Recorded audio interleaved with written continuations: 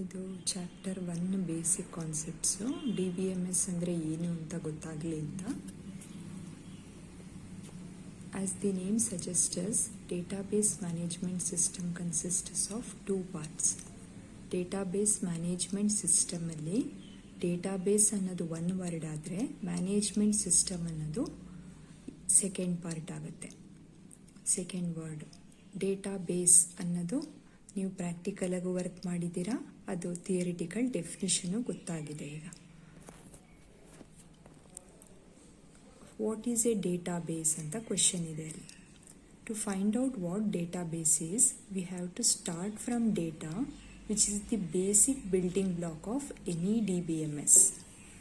ನೀವು ಪ್ರಾಜೆಕ್ಟ್ ಲ್ಯಾಬಲ್ಲಿರ್ಬೋದು ಅಥವಾ ಆಕ್ಸೆಸ್ ಟು VB ಕನೆಕ್ಟಿವಿಟಿ ಮಾಡೋಂಥ ಪ್ರೋಗ್ರಾಮ್ಸಲ್ಲಿರ್ಬೋದು, ಎಲ್ಲಾದರೂ ಟೇಬಲ್ ಕ್ರಿಯೇಟ್ ಮಾಡಿ ಕನೆಕ್ಟಿವಿಟಿ ಮಾಡಿ ಅಂದ ತಕ್ಷಣ ನೀವು ಯಾವುದೋ ಸ್ಟೂಡೆಂಟ್ ಟೇಬಲ್, ಎಂಪ್ಲಾಯಿ ಟೇಬಲ್ ಕ್ವಿಕ್ಕಾಗಿ ಥಿಂಕ್ ಮಾಡಿ ಅದರಲ್ಲಿ ID ನಂಬರ್, ನೇಮ್, ಈ ರೀತಿ ರಿಲೇಟೆಡ್ ಇನ್ಫಾರ್ಮೇಷನ್ ಆಫ್ ಸ್ಟೂಡೆಂಟ್ ಅಥವಾ ಎಂಪ್ಲಾಯಿ ಅಥವಾ ಯಾವುದೋ ಒಂದು ಪ್ರಾಡಕ್ಟು, ಏನೋ ಒಂದು ಐಟಮ್ಮು, ಈ ಥರ ರಿಲೇಟೆಡ್ ಆ ಪರ್ಟಿಕ್ಯುಲರ್ ಆ ನೇಮ್ ಏನಿದೆ ಆ ನೇಮ್ಗೆ ರಿಲೇಟೆಡ್ ಆಗಿ ಅದರದ್ದು ಕ್ಯಾರೆಕ್ಟರಿಸ್ಟಿಕ್ಗಳನ್ನ ಸ್ಟೋರ್ ಮಾಡ್ತಾ ಹೋಗ್ತಾ ಇದ್ದೀರಾ. ಇದೇ ರೀತಿ ಮಾಡ್ತಿರೋದು ಲ್ಯಾಬ್ ಪ್ರೋಗ್ರಾಮು. ಒಂದು ಲ್ಯಾಬ್ ಪ್ರೋಗ್ರಾಮಲ್ಲಿ ಐಟಮ್ ಅಂತ ಬರುತ್ತೆ ಟೇಬಲ್. ಐಟಮ್ ಟೇಬಲ್ಗೆ ಏನು ಸ್ಟೋರ್ ಮಾಡ್ತೀರಾ?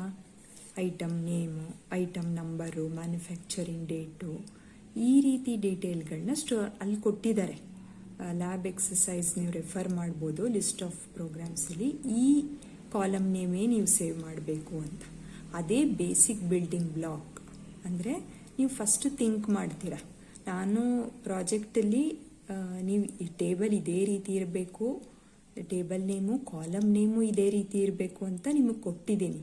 ಬಟ್ ಆ್ಯಕ್ಚುಲಿ ಅದನ್ನು ಫಸ್ಟು ಒಂದು ಸಿನಾಪ್ಸಿಸ್ ಸಿಕ್ಕಿದಾಗ, ಪ್ರಾಜೆಕ್ಟ್ ರಿಕ್ವೈರ್ಮೆಂಟ್ ಸಿಕ್ಕಿದಾಗ ಅದನ್ನು ಡಿಸೈನ್ ಮಾಡ್ತಾರೆ. ಸ್ಟೂಡೆಂಟ್ಸ್ ಆಗಲಿ ಎಂಪ್ಲಾಯೀಸ್ ಆಗಲಿ ಅವರೇ ಥಿಂಕ್ ಮಾಡ್ತಾರೆ.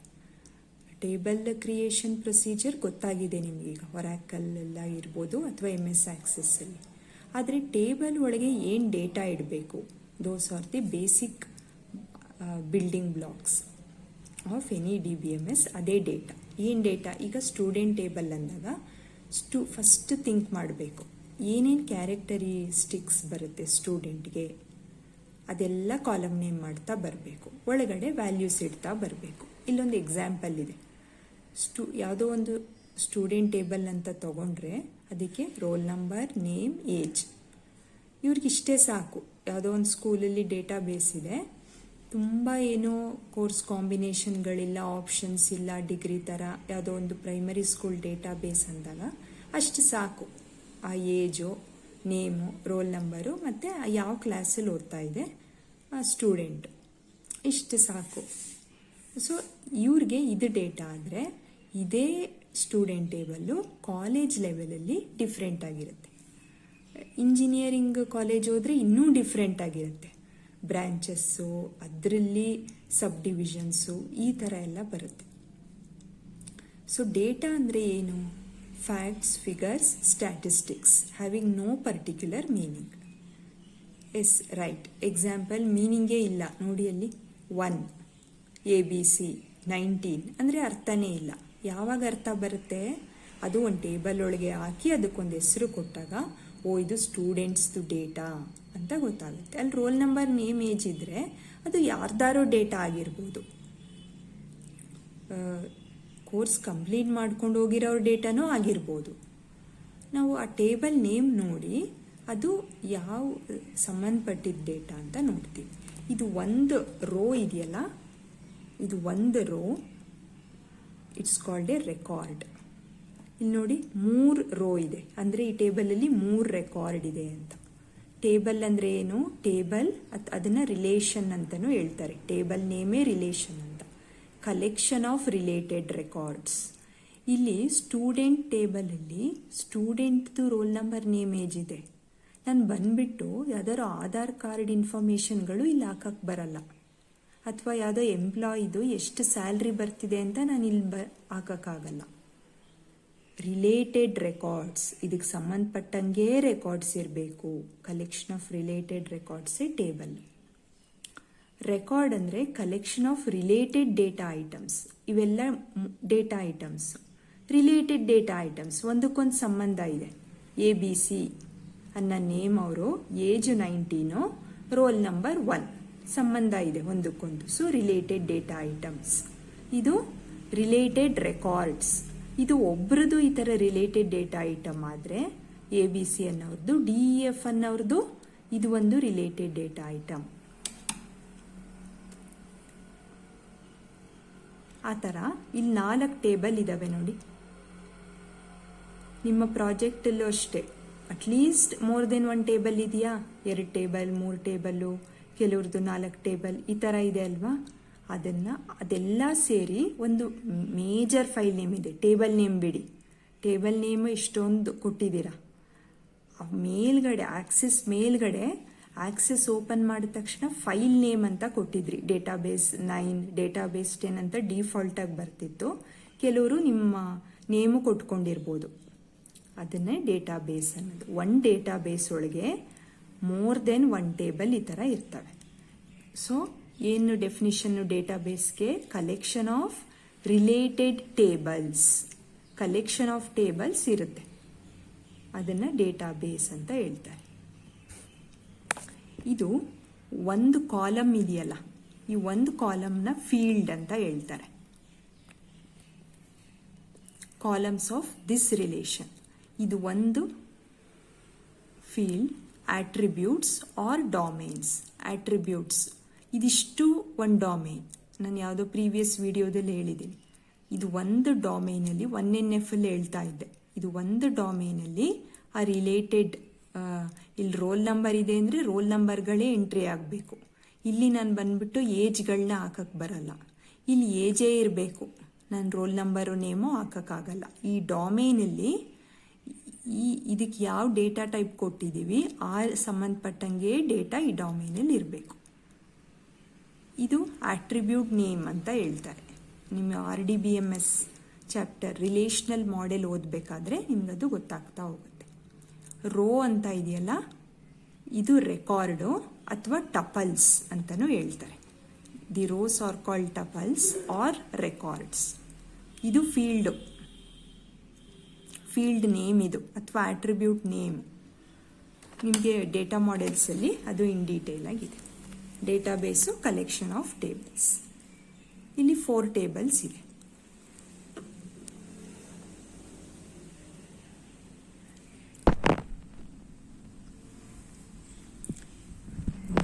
ನಾನು ಇಲ್ಲಿ ಡಯಾಗ್ರಾಮೆಟಿಕಲಿನೇ ಇದೆ ರೆಪ್ರೆಸೆಂಟೇಷನ್ನು. ಇದನ್ನು ಥಿಯರಿಟಿಕಲ್ ಆಗಿ ನಿಮ್ಗೆ ಹೇಳಿರೋದು, ಅದೇ ಡಯಾಗ್ರಾಮ್ ಮೂಲಕ ಇದೆ ನೋಡಿ. ಏನಂತ ಇದೆ ಅದಕ್ಕೆ? Figure 1.1 employees R accessing data through DBMS. ನೀವು ಸಿಸ್ಟಮ್ ಮುಂದೆ ಕೂತಿದ್ದೀರಾ ಅಥವಾ ಮೊಬೈಲ್ ಇಟ್ಕೊಂಡು ಕೂತಿದ್ದೀರಾ, ನಿಮ್ಮ ರಿಸಲ್ಟ್ ನೋಡ್ತಾ ಇದ್ದೀರಾ, ಎಲ್ಲಿ ಹಾಕ್ತಿದ್ದೀರಾ ನಿಮ್ಮ ರಿಜಿಸ್ಟರ್ ನಂಬರು? DBMS ನೀವು ಇಲ್ಲಿ ಎಂಟ್ರಿ ಮಾಡ್ತಾ ಇರೋದು. DBMS ಸಾಫ್ಟ್ವೇರ್ ಪ್ರಾಸೆಸಿಂಗ್ ಮಾಡ್ತಿದೆ. ಯಾವುದು DBMS ಸಾಫ್ಟ್ವೇರು? ಒರಾಕಲ್ ನೋಡಿದ್ರಲ್ಲ ಪ್ರೀವಿಯಸ್ ವಿಡಿಯೋಸಲ್ಲೆಲ್ಲ, ಆ DBMS ಸಾಫ್ಟ್ವೇರು ಈಗ ನಿಮ್ಮ ಮೈಂಡಲ್ಲಿ ಅದೇ ಇರಲಿ. ಒರಾಕಲ್ ಯೂಸ್ ಮಾಡಿರೋದ್ರಿಂದ ಒರಾಕಲ್ DBMS ಸಾಫ್ಟ್ವೇರು ನೀವು ಕೊಟ್ಟಿರೋ ರಿಜಿಸ್ಟರ್ ನಂಬರು, ಕ್ವೇರಿಗಳಿದಾವಲ್ಲ, ಸೆಲೆಕ್ಟ್ ಸ್ಟಾರ್ ಫ್ರಮ್. ಈಗ ನಿಮ್ದು ಯಾವುದೋ ಒಂದು ರಿಜಿಸ್ಟರ್ ನಂಬರ್ ಹಾಕ್ತೀರಾ, DBMS ಅದನ್ನು ಏನು ಮಾಡುತ್ತೆ? Select star from, select all the details ಅಂತ. ಫ್ರಮ್ ನಿಮ್ಮದು ಒಂದು ಟೇಬಲ್ ಕ್ರಿಯೇಟ್ ಮಾಡಿರ್ತಾರೆ, ಯೂನಿವರ್ಸಿಟಿ ಡೇಟಾಬೇಸ್. ಇಲ್ಲಿ ಸೆಂಟ್ರಲ್ ಡೇಟಾಬೇಸ್ ಅಂತ ಇದೆ ನೋಡಿ. ಫ್ರಮ್ ಈಗ ನಿಮ್ಮದೇ ಟೇಬಲ್ 1 ಅಂದ್ಕೊಳ್ಳಿ. ಟೇಬಲ್ 1 ನಿಮ್ಮ ಎಂಟ್ರಿ ಮಾಡಿರೋ ರಿಜಿಸ್ಟರ್ ನಂಬರ್ಗೆ ಅಲೋಕೇಟ್ ಆಗಿದೆ. From that table 1 where register number equal to 111. ನಿಮ್ಮದು ಸಪೋಸ್ ರಿಜಿಸ್ಟರ್ ನಂಬರ್ 111 ಅಂತ ಇರುತ್ತೆ. ಇವತ್ತು ಹಾಕಿದ್ರೆ ಅದು ಈ ರೀತಿ ಕ್ವೇರಿಗೆ ಕನ್ವರ್ಟ್ ಆಗುತ್ತೆ. Select star from table 1 where REG number equal to 111 ಅಂತ. ಸೊ ಆ DBMS ಸಾಫ್ಟ್ವೇರ್ ಅದನ್ನ ಥರ ಕ್ವೇರಿ ಕನ್ವರ್ಟ್ ಮಾಡಿಕೊಂಡು ಆ ಕ್ವೇರಿನ ಇಲ್ಲಿ ಕಳಿಸುತ್ತೆ ತುಮಕೂರಲ್ಲಿ ಇರೋ ಅಂಥ ಸರ್ವರ್ಗೆ. ಅದು ಏನು ಮಾಡುತ್ತೆ, ಸೆಂಟ್ರಲ್ ಡೇಟಾಬೇಸಲ್ಲಿ ಇಲ್ಲಿ ಸರ್ವರಲ್ಲಿ ಹುಡುಕುತ್ತೆ ಎಲ್ಲಿದೆ ನಿಮ್ಮದು ಟೇಬಲ್ಲು, ಆ ಟೇಬಲ್ ಒಳಗೆ ನಿಮ್ಮ ರೆಕಾರ್ಡ್ ಎಲ್ಲಿದೆ ನೋಡುತ್ತೆ. ಸೊ ಯಾವುದೋ ಒಂದು ರೋನಲ್ಲಿ, ಇಲ್ಲಿ ನೋಡಿದ್ರಲ್ಲ ಈ ಥರ ಟೇಬಲ್, ಇಲ್ಲಿ ಯಾವುದೋ ಒಂದು ರೋನಲ್ಲಿ ಇಲ್ಲಿ ಒಂದು 1,00,000 ಜನದ ರಿಸಲ್ಟ್ಸ್ ಇರ್ಬೋದು ಈ ಥರ ಟೇಬಲಲ್ಲಿ. ಈ ಯಾವುದೋ ಒಂದು ಟೇಬಲ್ 1 ಅನ್ನೋದ್ರಲ್ಲಿ ಇಲ್ಲೆಲ್ಲೋ ನಿಮ್ಮ ರೆಕಾರ್ಡ್ ಇದೆ. Subject 1, subject 2, subject 3, total marks, distinction ಈ ರೀತಿ ಇದೆ. ಅದು ಇಲ್ಲಿರುತ್ತೆ. ಅಲ್ಲಿಂದ ತೆಗೆದು ಆ ಕ್ವೇರಿ ಮೂಲಕ ಇಲ್ಲಿಂದ ತೆಗೆದು ಥ್ರೂ ದಿ ಇಂಟರ್ನೆಟ್ ನಿಮಗೆ ಇಲ್ಲಿ ನೀವು ರಿಕ್ವೆಸ್ಟ್ ಮಾಡಿದ್ರಿ, ಅದು ರೆಸ್ಪಾಂಡ್ ಮಾಡಿ ಇದೇ ಇಂಟರ್ನೆಟ್ ಮೂಲಕ ನಿಮ್ಗೆ ಇಲ್ಲಿ ಕಳಿಸ್ಕೊಡುತ್ತೆ. ಇದು ಅಟ್ ಎ ಟೈಮ್ ಎಷ್ಟೊಂದು ಜನ ಹಾಕಿದ್ದಾರೆ, ಅವರೆಲ್ಲಾರ್ದು ಇದೇ ಥರ ಕ್ವೇರಿಗೆ ಕನ್ವರ್ಟ್ ಆಗಿ DBMS ಸಾಫ್ಟ್ವೇರ್ ಮೂಲಕ ಇಲ್ಲಿ ಬರ್ತಾ ಇದೆ. ಅದು ನಾನು ತಗೊಳ್ಳೋ ಎಕ್ಸಾಂಪಲ್. ಇಲ್ಲಿ ಏನು ಕೊಟ್ಟಿದ್ದಾರೆ, ಇಲ್ಲಿ ಇನ್ನೊಂದು ಎಕ್ಸಾಂಪಲ್ ಕೊಟ್ಟಿದ್ದಾರೆ ನೋಡಿ. ಎಲ್ಲರೂ ಒಂದೇ DBMSಗೆ ಲಾಗಿನ್ ಆಗ್ತಿದ್ದಾರೆ, ಒಂದೇ ಸಾಫ್ಟ್ವೇರ್ಗೆ. ಅದೇ ನಾನು ಹೇಳೋದು. ಬ್ಯಾಂಕ್ ಎಕ್ಸಾಂಪಲ್ ತಗೊಳ್ಳಿ, ರಿಸಲ್ಟ್ ಎಕ್ಸಾಂಪಲ್ ತಗೊಳ್ಳಿ, ಒಂದೇ ಸಾಫ್ಟ್ವೇರು ಬೇರೆ ಬೇರೆ ಜನಗಳು ಲಾಗಿನ್, ಇಲ್ಲಿ 3 ಜನದಿದೆ, ಆ ಥರ ಇಲ್ಲಿ crore people at A time login ಆಗ್ತಾರೆ. ಇದೊಂದೇ DBMS ಸಾಫ್ಟ್ವೇರ್ಗೆ 1 crore ಪೀಪಲ್ ಲಾಗಿನ್ ಆಗ್ಬೋದು, 1,00,000 ಪೀಪಲ್ ಲಾಗಿನ್ ಆಗ್ಬೋದು. ಇದು ಒಂದಕ್ಕೆ ಲಾಗಿನ್ ಆಗ್ತಾರೆ, ಒಬ್ಬೊಬ್ಬರಿಗೂ ಒಂದೊಂದು ಸಾಫ್ಟ್ವೇರ್ ಇರಲ್ಲ. ಅದಷ್ಟು ಜನದ್ದು ಒಬ್ಬೊಬ್ರು ಒಂದೊಂದು ಕ್ವೇರಿ ಕೊಡ್ತಾರೆ. ಸಪೋಸ್ ನಾನು 500 ಇಲ್ಲಿ ಇರೋ ಡ್ರಾ ಮಾಡ್ಕೋತಿದ್ರೆ ಇವ್ರು ಯಾರು 1000 ಡೆಪಾಸಿಟ್ ಮಾಡ್ತಿರ್ತಾರೆ, ಇನ್ಯಾರಿಗೋ ಟ್ರಾನ್ಸ್ಫರ್ ಮಾಡ್ತಿರ್ತಾರೆ ಇವರು. ಅದೆಲ್ಲಾನು ಇದು ಒಂದೇ ಹ್ಯಾಂಡಲ್ ಮಾಡಬೇಕು. ಇಮ್ಯಾಜಿನ್ ಮಾಡ್ಕೊಳ್ಳಿ ಎಷ್ಟು ಎಫಿಷಿಯೆಂಟ್ ಇರಬೇಕು DBMS ಸಾಫ್ಟ್ವೇರ್ ಅಂತ. ಈ ರೀತಿ ಸಾಫ್ಟ್ವೇರ್ಗಳೇ ನಿಮ್ಮ ಫೇಸ್ಬುಕ್ ಎಲ್ಲ ಹ್ಯಾಂಡಲ್ ಮಾಡೋದು, ಮತ್ತು ಯೂಟ್ಯೂಬ್ ವಿಡಿಯೋಸು, ಗೂಗಲ್ ಇಮೇಜಸ್ಸು, ಏನೇ ಆಗಲಿ ಎಲ್ಲ it is dependent on these DBMS softwares. ಇಲ್ಲಿ payroll officer needs access to staff details. ಇವ್ರು ಯಾರೋ ಕಂಪನಿಲಿ ವರ್ಕರು, ಪೇರೋಲ್ ಆಫೀಸರ್ ಅಂತ. ಇವರು ಸ್ಟಾಫ್ ಡೀಟೇಲ್ಸ್ನ ನೋಡ್ತಾ ಕೂತಿದ್ದಾರೆ ಕಂಪ್ಯೂಟರಿಂದ. ಅವ್ರು ಎಲ್ಲಿಂದ ನೋಡ್ತಿದ್ದಾರೆ, ಡೇಟಾಬೇಸಲ್ಲಿ ಸ್ಟೋರ್ ಆಗಿದೆ ಈ DBMS ಸಾಫ್ಟ್ವೇರ್ ಕ್ವೇರಿ ಕೊಟ್ಟು ನೋಡ್ತಾ ಇದ್ದಾರೆ. ಕಸ್ಟಮರ್ ಸರ್ವಿಸ್ ಅಡ್ವೈಸರ್ ಇದು ಒಂದು ಡೆಸಿಗ್ನೇಷನು ಕಂಪನಿಲಿ. ಇವರು ಏನು ಮಾಡ್ತಿದ್ದಾರೆ, ಕಸ್ಟಮರ್ ಅಕೌಂಟ್ಸ್ನ ನೋಡ್ತಾ ಕೂತಿದ್ದಾರೆ. ಕಸ್ಟಮರ್ ಅಕೌಂಟ್ಸು, ಸ್ಟಾಫ್ ಡೀಟೇಲ್ಸು ಮತ್ತು ಸ್ಟಾಕ್ ಲೆವೆಲ್, ಇದಿಷ್ಟು ಒಂದೇ ಸಾಫ್ಟ್ವೇರಲ್ಲಿ ಇದೆ. ಅದೊಂದೇ ಸಾಫ್ಟ್ವೇರ್ಗೆ ಇಷ್ಟೂ ಜನ ಅಟ್ ಎ ಟೈಮ್ ಲಾಗಿನ್ ಆಗಿದ್ದಾರೆ. ಅವರಷ್ಟೂ ಜನಕ್ಕೂ ಆನ್ಸರ್ ಸಿಗುತ್ತೆ. ಅವ್ರು ಬೇರೆ ಬೇರೆ ಮೊಬೈಲಲ್ಲಿ, ಬೇರೆ ಬೇರೆ ಲ್ಯಾಪ್ಟಾಪ್ಸಲ್ಲಿ ಅವ್ರು ನೋಡ್ತಿದ್ರೆ ಅಟ್ ಎ ಟೈಮ್ ನೋಡ್ತಿದ್ರು 3 ಜನಕ್ಕೂ ಆನ್ಸರ್ ಸಿಗುತ್ತೆ. ಅವ್ರದ್ದು ರಿಕ್ವೆಸ್ಟ್ ಬೇರೆ ಬೇರೆ. ಒಬ್ಬರು ಸ್ಟಾಫ್ ಡೀಟೇಲ್ಸ್ ಕೇಳ್ತಾ ಇದ್ದಾರೆ, ಇನ್ನೊಬ್ಬರು ಕಸ್ಟಮರ್ ಅಕೌಂಟ್ಸ್ ಕೇಳ್ತಾ ಇದ್ದಾರೆ, ಇನ್ನೊಬ್ಬರು ಸ್ಟಾಕ್ ಲೆವೆಲ್ ನೋಡ್ತಾ ಇದ್ದಾರೆ.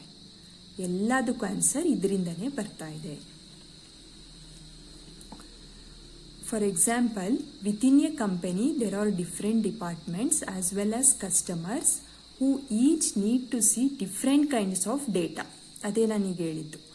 Each employee in the company will have different levels of access to the database with their own customized front-end application. Front-end application ಇದೇ ನೀವು ಪ್ರಾಜೆಕ್ಟಲ್ಲಿ ಡೆವಲಪ್ ಮಾಡ್ತಿರೋದು. ನೀವು ಯೂಸ್ ಮಾಡ್ತಿರಲ್ಲ, ಆ್ಯಕ್ಚುಲಿ ಕಾಮರ್ಸ್ ಅವ್ರು ಯೂಸ್ ಮಾಡ್ತಾರೆ, ನೀವು ಡೆವಲಪ್ಮೆಂಟೇ ಮಾಡ್ತಾ ಇದ್ದೀರಾ. ಅದೇ front end application. Visual basic form create ಮಾಡ್ತಿರಲ್ಲ, ಅದೇ ಫ್ರಂಟ್-ಎಂಡ್ ಅಪ್ಲಿಕೇಶನ್. ಆ ಫ್ರಂಟ್-ಎಂಡ್ ಅಪ್ಲಿಕೇಶನ್ ಮೂಲಕ ಎಂಟ್ರಿ ಮಾಡಿ ನೋಡ್ತಾ ಇದ್ದಾರೆ. In a database, data is organised strictly in row and column format. ಆಗಲೇ ನೋಡಿದ್ವಲ್ಲ, ಸೇಮ್ ಅದೇನೆ. ರೋ ಅಂದರೆ ಟಪಲ್ ಆರ್ ರೆಕಾರ್ಡ್. ಇದು ಪ್ರತಿಯೊಂದು ರೋನ ರೆಕಾರ್ಡ್ ಅಂತ ಹೇಳ್ತಾರೆ ಅಥವಾ ಟಪಲ್ ಅಂತ ಹೇಳ್ತಾರೆ. And columns domain or attributes. So ಇದು ಡೇಟಾಬೇಸ್. ಮತ್ತು DBMSಗೆ ಇನ್ನೊಂದಷ್ಟು ಎಕ್ಸಾಂಪಲ್ ಇದೆ. ಇದ್ರೆ ನೀವು ನಾನಿದು ಶೇರ್ ಮಾಡ್ತೀನಿ, ಇದರಲ್ಲಿ ಓದ್ಕೋಬೋದು ನೀವು ಬೇಕಿದ್ರೆ. ನಿಮ್ಮ ಹತ್ರ ನೋಟ್ಸು ಇದೆ, ನಿಮಗೆ ಜನರಲ್ ಆಗಿ ಇದ್ರ ಏನು ಡೇಟಾಬೇಸ್ ಅಂದರೆ ಅಂತ ಗೊತ್ತಾಗುತ್ತೆ. ಎಲ್ಲೆಲ್ಲಿ ಯೂಸ್ ಮಾಡ್ತಾರೆ, ಎಲ್ಲ ಫೀಲ್ಡಲ್ಲೂ ಕಂಪ್ಯೂಟರ್ ಎಲ್ಲೆಲ್ಲಿ ಯೂಸ್ ಮಾಡ್ತಾರೆ ಎಲ್ಲ ಕಡೆನೂ ಇದಿರಲೇಬೇಕು. Banking, airlines, universities, manufacturing and selling, human resources, ಇಷ್ಟೇ ಅಲ್ಲ, ಎಲ್ಲ ಆಸ್ಪೆಕ್ಟ್ಸ್ ಆಫ್ ಲೈಫಲ್ಲೂ ನೀವು ಡೇಟಾಬೇಸ್ ನೋಡ್ತೀರ. ಎಲ್ಲ ಸೋಷಿಯಲ್ ನೆಟ್ವರ್ಕಿಂಗ್ ಸೈಟ್ಸ್ ಎಲ್ಲದರಲ್ಲೂ ನಿಮ್ಮ ರಿಸಲ್ಟ್ ಚೆಕ್ ಮಾಡೋದು. ಯಾವ ಫೀಲ್ಡ್ಗೆ ಹೋಗಿ ಡೇಟಾಬೇಸ್ ಇಲ್ಲದೇ ಅದು ವರ್ಕ್ ಆಗಲ್ಲ. ಯಾಕಂದರೆ ಎಲ್ಲ ಸ್ಟೋರೇಜ್ ಆಗ್ತಾ ಇರೋದು ಡೇಟಾಬೇಸಲ್ಲೇ. ಬ್ಯಾಂಕಿಂಗಲ್ಲಿ ಯಾವ ರೀತಿ ಉಪಯೋಗಿಸ್ತಾರೆ, ಫೈನಾನ್ಸ್, ಎಂಟರ್ಪ್ರೈಸ್ ಅಂತ ಕೊಟ್ಟಿದ್ದಾರೆ, ಅದನ್ನು ರೆಫರ್ ಮಾಡ್ಕೊಳ್ಳಿ ನೀವು. ಮತ್ತು ನಿಮಗೆ ಫೈಲ್ ಪ್ರಾಸೆಸಿಂಗ್ ಸಿಸ್ಟಮ್ ಅಂತ ಇದೆ, ಅದು ಇಲ್ಲಿ ಸಿಗುತ್ತೆ, ಪೇಜ್ ನಂಬರ್ 7. ಇದರಲ್ಲಿ ನಿಮ್ಮ ಹತ್ರನೂ ನೋಟ್ಸಲ್ಲಿದೆ ಇದು. ಇದ್ರದ್ದು ಡಿಸಡ್ವಾಂಟೇಜಸ್, ಮೇಜರ್ ಡಿಸಡ್ವಾಂಟೇಜ್ ಅಂತ ಇದೆ ನೋಡಿ. ಆ ಡಿಸಡ್ವಾಂಟೇಜ್ ಬಿಟ್ಟರೆ ಕೇಳಲ್ಲ. ಯಾಕಂದರೆ ನಾವೆಷ್ಟು ಅಡ್ವಾನ್ಸ್ಡ್ DBMS ಸಾಫ್ಟ್ವೇರ್ ಯೂಸ್ ಮಾಡ್ತಿದ್ದೀವಿ ಅಂದರೆ, ಫೈಲ್ ಪ್ರಾಸೆಸಿಂಗ್ ಸಿಸ್ಟಮ್ದು ಯಾವುದೇ ಸಿಲೆಬಸ್ ನೋಡಿ ನೀವು, ಇಂಜಿನಿಯರಿಂಗ್ ಅಥವಾ BCA ಸಿಲೆಬಸ್, ಡಿಸಡ್ವಾಂಟೇಜಸ್ ಮಾತ್ರ ಇರುತ್ತೆ. ಸೊ ನಿಮಗೂ ಡಿಸಡ್ವಾಂಟೇಜಸ್ಸೇ ಬರ್ಸಿರ್ತಾರೆ, ಅದನ್ನು ಓದ್ಕೋಬೋದು. ಇದೇ ಪಾಯಿಂಟ್ಸ್ ಇರುತ್ತೆ ಅಲ್ಲೂ. Data redundancy and inconsistency. ನಾವು ಲಾಸ್ಟ್ ವಿಡಿಯೋದಲ್ಲಿ ನೋಡಿದ್ವಿ ವಾಟ್ ಈಸ್ ಡೇಟಾ ರಿಡಂಡೆನ್ಸಿ ಅಂತ. ನಾರ್ಮಲೈಸೇಷನಲ್ಲಿ ಡೇಟಾ ರಿಡಂಡೆನ್ಸಿ ಅಂದರೆ ರಿಪಿಟೇಷನ್. ನಾನು ಎಕ್ಸಾಂಪಲ್ ತೊಗೊಂಡಿದ್ದೆ, 100 ಜನ ಮಕ್ಕಳು ಅಡ್ಮಿಷನ್ ಆಗ್ತಾರೆ, 100 ಜನಕ್ಕೂ 100 ಟೈಮ್ಸ್ ನಾನು CS ಅಂತ ಹಾಕ್ಕೊಳ್ತಾ ಹೋಗಬೇಕು, CS ಮಕ್ಕಳ ಅಡ್ಮಿಷನ್ ಆದರೆ. ಸೊ ಅದು ರಿಪಿಟೇಷನ್ ಆಫ್ ಡೇಟಾ ಆಯಿತು. It creates data redundancy. File processing ಸಿಸ್ಟಮಲ್ಲಿ ಅದಾಗ್ತಿತ್ತು, ಆದರೆ ನಮಗೆ DBMSಲ್ಲಿ ಕ್ರಿಯೇಟ್ ಆದರೂ ಅದಕ್ಕೆ ನಾವು ಸಲ್ಯೂಷನ್ನು ಫೈಂಡ್ ಔಟ್ ಮಾಡ್ಕೋಬೋದು. ಅದೇ ಅಡ್ವಾಂಟೇಜ್. ಡೇಟಾ ರಿಡಂಡೆನ್ಸಿ ಜಾಸ್ತಿ ಆದರೆ it leads to data inconsistency. ಇದು ಒಂದು disadvantage. Various copies of same data may no longer agree. For example, a changed student address may be reflected in the music department records but not elsewhere in the system. Music department ಅಲ್ಲಿ student ಹೋಗಿ address change ಆಗಿರುತ್ತೆ ಮನೆದು, ಆ department ಆಫೀಸಲ್ಲಿ change ಮಾಡಿಸ್ತಾನೆ, ಬೇರೆ ಕಡೆ ಎಲ್ಲೂ change ಮಾಡಿಸಿರಲ್ಲ. ಅದೊಂದು ಕಡೆ ಮಾತ್ರ ಚೇಂಜ್ ಆಗಿ ಅದೊಂದು ಡೇಟಾಬೇಸಲ್ಲಿ, ಬೇರೆ ಡಿಪಾರ್ಟ್ಮೆಂಟ್ ಡೇಟಾಬೇಸಲ್ಲಿ ಹಳೆ ಅಡ್ರೆಸ್ಸೇ ಉಳ್ಕೊಂಡಿರುತ್ತೆ ಅವನು. ಸೊ ಆಗ ಏನಾಯಿತು, ಹೆವಿ ಡೇಟಾನೂ ಆಯಿತು, ಡೇಟಾ ರಿಡಂಡೆನ್ಸಿ, ಇನ್ಕನ್ಸಿಸ್ಟೆನ್ಸಿನೂ ಆಯಿತು. ಕನ್ಸಿಸ್ಟೆನ್ಸಿ ಅಂದರೆ ಯಾವಾಗ ಎಲ್ಲ ಕಡೆನೂ ಒಂದೇ ರೀತಿ ಅಡ್ರೆಸ್ ಇರಬೇಕು ಅವನು. Difficulty in accessing data. Suppose that one of the university clerks needs to find out the names of all students who live within a particular postal code area. Clerk asks data processing department to generate such a list.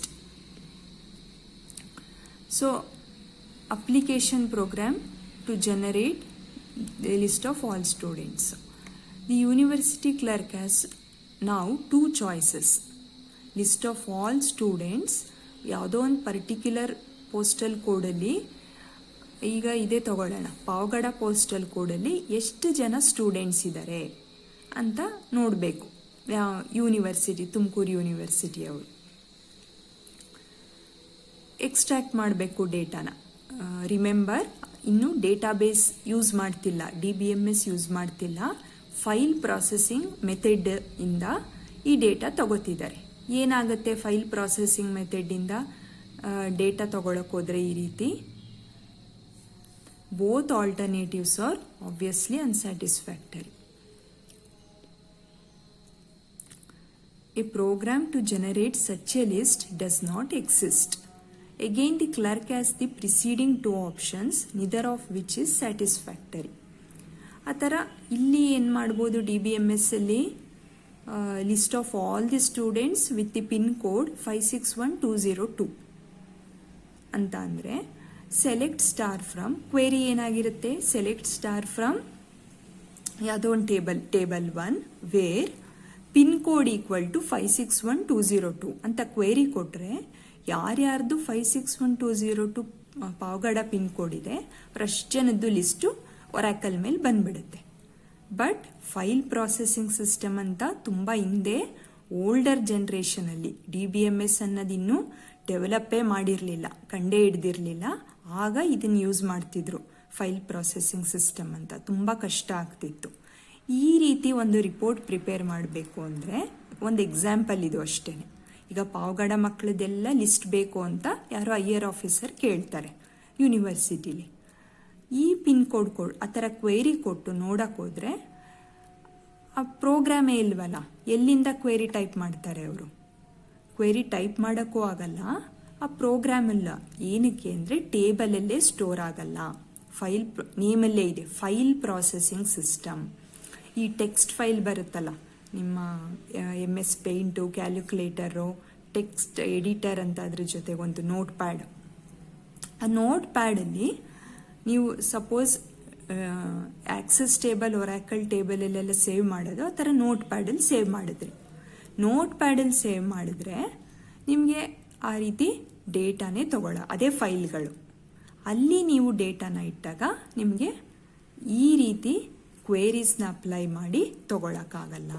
ಅದೇ difficulty in accessing data. So ನೋಟ್ ಪ್ಯಾಡಲ್ಲಿ store ಮಾಡಿಟ್ಟಿದ್ದಾರೆ.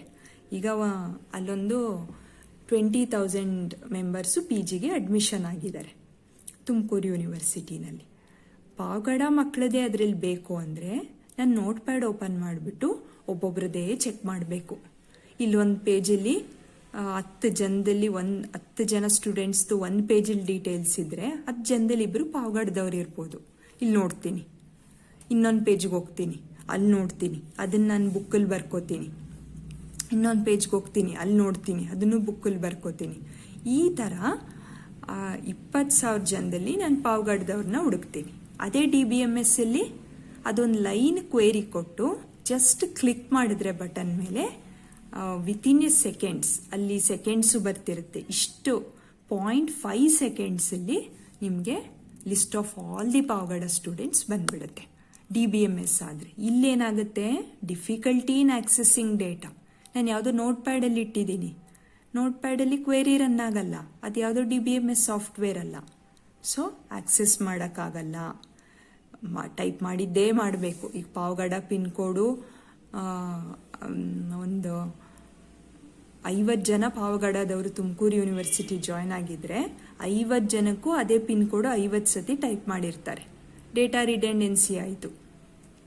Data ರಿಡೆಂಡೆನ್ಸಿ ಆಗಿ type ಮಾಡಿದ್ದು ಮತ್ತೆ ಅವ್ರದ್ದು ಯಾವುದೋ ಇನ್ನೊಂದು ಕಡೆ ಮಧುಗಿರಿಗೆ ಶಿಫ್ಟ್ ಆದರು ಅಂದ್ಕೊಳ್ಳಿ, ಅಡ್ರೆಸ್ ಚೇಂಜ್ ಆಯಿತು, ಯೂನಿವರ್ಸಿಟಿಯಲ್ಲಿ ಅಡ್ರೆಸ್ ಚೇಂಜ್ ಮಾಡಿಸ್ಬೇಕು. ಅವರು ಒಂದು ಫೈಲಲ್ಲಿ ಮಾತ್ರ ಚೇಂಜ್ ಮಾಡಿ ಇನ್ನೊಂದು ಫೈಲ್ಗಳಲ್ಲಿ ಚೇಂಜ್ ಮಾಡಿರಲ್ಲ. ಇದು ಹಾಗೆ ಫೈಲ್ ಪ್ರೊಸೆಸಿಂಗ್ ಸಿಸ್ಟಮ್ ಅಂದರೆ ಒಂದು ಫೈಲಲ್ಲಿ ಚೇಂಜ್ ಆದರೆ ಅದು ಅದೇ ಥರ ರಿಲೇಟೆಡ್ ಆ ಸ್ಟೂಡೆಂಟ್ 10 ಫೈಲ್ ಇದ್ದರೆ 10 ಫೈಲಲ್ಲೂ ಚೇಂಜ್ ಮಾಡಬೇಕು. ಈ ಟೇಬಲ್ ಆಗಲ್ಲ, ಒಂದು ಕ್ವೆರಿ ಕೊಟ್ಟು ರನ್ ಮಾಡ್ಬೋದು. ಸೊ ಅಲ್ಲಿ ಡೇಟಾ ಇನ್ಕನ್ಸಿಸ್ಟೆನ್ಸಿನೂ ಆಗಿಬಿಡುತ್ತೆ. ಆಗ ಡಿಫಿಕಲ್ಟಿ ಇನ್ ಆಕ್ಸೆಸಿಂಗ್ ಡೇಟಾ ಅದು ಆಗ್ತಿಲ್ಲ. ಅಂದರೆ ಇಷ್ಟು ಪ್ರಾಬ್ಲಮ್ಸ್ ಆಗ್ತಿತ್ತು. ಈ ಪ್ರಾಬ್ಲಮ್ ಎಲ್ಲ ಸಾಲ್ವ್ ಮಾಡೋಕ್ಕೆ DBMSನ ಡೆವಲಪ್ ಮಾಡಿದ್ದು. ಅದಕ್ಕೆ ನೀವು ಅಷ್ಟು ಈಸಿಯಾಗಿ ನಿಮ್ಮ ಮೊಬೈಲು ಟ್ಯಾಬ್ಸಲ್ಲೇ ಕೂತ್ಕೊಂಡು ನೀವು ಆಕ್ಸೆಸ್ ಮಾಡ್ಬೋದು. Just with the help of 1 register number ನೀವು ಕಂಪ್ಲೀಟ್ ರಿಸಲ್ಟ್ ಶೀಟ್ ನೋಡೋದು. Data isolation.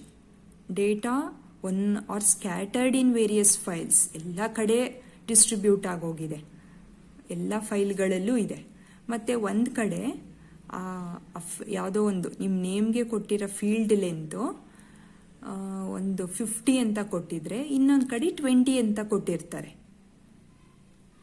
ಸೊ ಅದರಿಂದ ಪ್ರೋಗ್ರಾಮ್ಗಳನ್ನ ಬರೆಯೋಕ್ಕಾಗಲ್ಲ. ಡೇಟಾ ಐಸೋಲೇಷನ್ ಅದು. Integrity problems. ಇಂಟಿಗ್ರಿಟಿ ಸುಮಾರು ನೋಡಿದ್ದೀವಿ ನಾವು. ಕನ್ಸ್ಟ್ರೈಂಟ್ಸ್ ಅಂತ ಒಂದು ವಿಡಿಯೋ ನಾನು ಮಾಡಿದ್ದೆ. ಯಾವ್ಯಾವುದು constraints, foreign key constraint, check constraint, primary key constraint, not null constraint, unique key constraint. ಆ ಕನ್ಸ್ಟ್ರೈಂಟ್ಗಳದ್ದೆಲ್ಲ ಅಡ್ವಾಂಟೇಜ್ ನಿಮ್ಗೆ ಗೊತ್ತಾಗಿದೆ, ಏನಕ್ಕೆ ನಾವು ಅದನ್ನು ಉಪಯೋಗಿಸ್ತೀವಿ ಅಂತ. ಅದನ್ನು ನಾವು ಒಂದು ಸ್ವಲ್ಪ ಸಿಲ್ಲಿ ಮಿಸ್ಟೇಕ್ ಮಾಡಿದ್ರು ಡೇಟಾ ಎಂಟ್ರಿ ಆಪ್ರೇಟರು ಅಲ್ಲೇ ವಾರ್ನ್ ಮಾಡಿಬಿಡುತ್ತೆ. ಅದು ನೀವು ಅಬ್ಸರ್ವ್ ಮಾಡಿರ್ಬೋದು. ರಿಪೀಟೆಡ್ ನಂಬರ್ ಹಾಕಿದಾಗ ಒಂದು ಬಾಕ್ಸ್ ಮೆಸೇಜ್ ಬರ್ತಿತ್ತು, ಎರರ್ ಅಂತ. ಆ ಥರದ್ದು ಸುಮಾರು ಎಕ್ಸಾಂಪಲ್ಸ್ ತೋರಿಸಿದ್ದೀನಿ ನಾನು. ಆ ರೀತಿ ನೀವು ಇಲ್ಲಿ ಇಂಪ್ಲಿಮೆಂಟ್ ಮಾಡೋಕ್ಕಾಗಲ್ಲ. ನೀವು ಒಬ್ರಿಗೆ ಕೊಟ್ಟಿರೋ ರಿಜಿಸ್ಟರ್ ನಂಬರ್ ಇನ್ನೊಬ್ರಿಗೆ ಕೊಟ್ಟರು ಹೊಸ ಅಡ್ಮಿಷನ್ ಆದಾಗ ಅದು ತಗೋಬಿಡುತ್ತೆ. ಇದು ಫೈಲ್ ಪ್ರೊಸೆಸಿಂಗ್ ಸಿಸ್ಟಮ್ ತಗೊಂಡಾಗ ಏನು, ಈ ಒಂದೇ ಇಬ್ಬರು ಸ್ಟೂಡೆಂಟ್ಗೆ ಒಂದೇ ರಿಜಿಸ್ಟರ್ ನಂಬರ್ ಆಗೋಗಿರುತ್ತೆ. ಅದೇ integrity problems. Database must satisfy certain types of constraints. ಆ ಕನ್ಸ್ಟ್ರೈಂಟ್ನ ಅದು ಸ್ಯಾಟಿಸ್ಫೈ ಮಾಡ್ತಿಲ್ಲ. Atomicity problems. In many applications, it is crucial that if a failure occurs, data be restored to be consistent state that existed prior to failure. ಈಗೇನಾಗುತ್ತೆ, ನೀವು ಮೊಬೈಲಲ್ಲಿ ಯಾವ್ದು ನಿಮ್ಮ account balance check ಮಾಡ್ತಾ ಇರ್ಬೋದು, ಏನೋ ಒಂದು ಟ್ರಾನ್ಸಾಕ್ಷನ್ ಮಾಡ್ತಿರ್ಬೋದು, ಶಾಪಿಂಗ್ ಸೈಟಲ್ಲೇ ಏನೋ ಒಂದು ಆ್ಯಕ್ಟಿವಿಟಿ ಮಾಡ್ತಿರ್ಬೋದು, ಇಲ್ಲ ಫೇಸ್ಬುಕ್ಕಲ್ಲಿ ಇರ್ಬೋದು. ನಿಮ್ಮ ಮೊಬೈಲ್ ಸ್ವಿಚ್ ಆಫ್ ಆಗ್ಬೋದು ಸಡನ್ನಾಗಿ, ಅಥವಾ ನಿಮ್ಮ ಮೊಬೈಲ್ ಏನೋ ಒಂದು ಪ್ರಾಬ್ಲಮ್ ಆಗಿ ಆಫ್ ಆಗ್ಬೋದು. ಮತ್ತೆ ನೀವು ಆನ್ ಮಾಡಿದಾಗ ನೀವು ಅದೇ ಸ್ಟೇಟ್ಗೆ ವಾಪಸ್ ಹೋಗ್ಬೋದು. ಅಲ್ಲೇ ಇರುತ್ತೆ ಮೊಬೈಲ್ ಫಾರ್ಮ್ ಮೇಲೆ, ನಾನು ಇಲ್ಲಿಗೆ ಸ್ಟಾಪ್ ಮಾಡಿದ್ದೆ, ಇಲ್ಲಿಂದ ಕಂಟಿನ್ಯೂ ಮಾಡ್ತೀನಿ ನನ್ನ ಆ್ಯಕ್ಟಿವಿಟಿ ಅಥವಾ ಟ್ರಾನ್ಸಾಕ್ಷನ್ ಅಂತ ನೀವು ಮಾಡ್ಕೋಬೋದು. ಈಗ ನಾವು ಯೂಸ್ ಮಾಡ್ತೀರಾ DBMS ಸಾಫ್ಟ್ವೇರಲ್ಲಿ. ಬಟ್ ಹಿಂದೆ ಆ ರೀತಿ ಆ ಸ್ಟೇಟ್ಗೆ ಹೋಗೋಕ್ಕಾಗ್ತಾ ಇರಲಿಲ್ಲ. ಎಲ್ಲಿ ಫೇಲ್ಯೂರ್ ಆಗಿತ್ತು ಆ ಸ್ಟೇಟ್ಗೆ ಹೋಗೋಕ್ಕಾಗ್ತಿರ್ಲಿಲ್ಲ. ಇಲ್ಲೊಂದು ಎಕ್ಸಾಂಪಲ್ ಇದೆ ನೋಡಿ. Consider a program to transfer $500 from the account balance of department A to account balance of department B. $500 transfer ಆಗ್ತಿದೆ ಡಿಪಾರ್ಟ್ಮೆಂಟ್ A ಇಂದ ಡಿಪಾರ್ಟ್ಮೆಂಟ್ B ಅಕೌಂಟ್ಗೆ. ಮಧ್ಯ ಸಿಸ್ಟಮ್ ಫೇಲ್ಯೂರ್ ಆಗೋಯ್ತು. ಫೈಲ್ ಪ್ರೊಸೆಸಿಂಗ್ ಸಿಸ್ಟಮ್ ಯೂಸ್ ಮಾಡ್ತಿದ್ದಾರೆ ತುಂಬ ಹಿಂದೆ. ಪವರ್ ಫೇಲ್ಯೂರ್ ಆಗಿರ್ಬೋದು, ಅಥವಾ ಸಿಸ್ಟಮಲ್ಲಿ ಏನೋ ಹಾರ್ಡ್ವೇರ್ ಫೇಲ್ಯೂರ್ ಆಗಿರ್ಬೋದು. ಸೊ ಕಂಪ್ಯೂಟರ್ ಆಪ್ರೇಟೇ ಮಾಡೋಕ್ಕಾಗ್ತಿಲ್ಲ. ಯಾವ ಟೈಮಲ್ಲಿ ಈ ಥರ ಪ್ರಾಬ್ಲಮ್ ಆಯಿತು, ಬ್ಯಾಲೆನ್ಸ್ ಇನ್ನೂ ಟ್ರಾನ್ಸ್ಫರ್ ಆಗಿಲ್ಲ, ಇನ್ನೂ ಹೋಗ್ತಾ ಇದೆ. It is possible that $500 was removed from the balance. Department ಏನಲ್ಲಿ $500 ಅಲ್ಲಿಂದ ಡೆಬಿಟ್ ಆಗಿದೆ, ಬಟ್ ಡಿಪಾರ್ಟ್ಮೆಂಟ್ B ಅಕೌಂಟ್ಗೆ ಕ್ರೆಡಿಟ್ ಆಗಿರಲ್ಲ. ಆದರೆ ಇಲ್ಲೇನಾಗುತ್ತೆ, ನಾವೀಗ ಯೂಸ್ ಮಾಡ್ತಿರೋ ಕರೆಂಟ್ ಇದರಲ್ಲಿ ಟ್ರಾನ್ಸಾಕ್ಷನಲ್ಲಿ ನಾವು ಆ ಟೈಮ್ಗೆ ನಮ್ಮ ಡಿವೈಸು ಏನಾದ್ರು ಪ್ರಾಬ್ಲಮ್ ಆದ್ರೂ ಆ ಸ್ಟೇಟಲ್ಲೇ ಅದು ಅಲ್ಲಿ ಮೆಸೇಜ್ ತೋರಿಸ್ತಾ ಇರುತ್ತೆ. ನೀವು ಈ ರೀತಿ ಟ್ರಾನ್ಸ್ಫರ್ ಮಾಡ್ತಾ ಇದ್ರಿ, ಇಲ್ಲಿಂದ ಡೆಬಿಟ್ ಆಗಿದೆ ಅಂತ ಒಂದು ಅಕೌಂಟಲ್ಲಿ ತೋರಿಸ್ತಾ ಇರುತ್ತೆ.